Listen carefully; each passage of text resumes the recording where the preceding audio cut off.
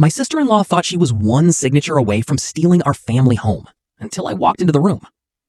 After my grandfather passed away, he left behind a house that had been in our family for generations, and almost immediately, my sister-in-law volunteered to handle all the paperwork. She acted like she was helping everyone, especially my elderly grandmother, who was struggling with the legal process.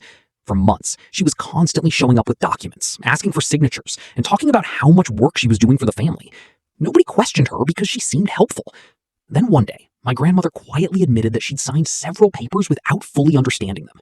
That instantly raised red flags. Instead of confronting my sister-in-law, I decided to investigate on my own. The deeper I looked, the more disturbing it became. I discovered that the documents she was pushing would eventually give her control over the family home, and she had already started telling people that the house would basically be hers. One relative even told me she'd been discussing renovation plans for the property, as if she already owned it. Another said she'd been talking about renting out part of the house for extra income. That's when I realized just how confident she had become.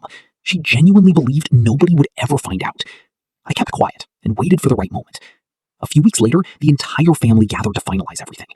My sister-in-law walked in looking confident, carrying a thick folder of paperwork and acting as if the deal was already done. She spent nearly 20 minutes talking about all the stress she'd endured while helping the family, and even hinted that everyone owed her a thank you. Then she placed the documents on the table and asked everyone to sign. Just as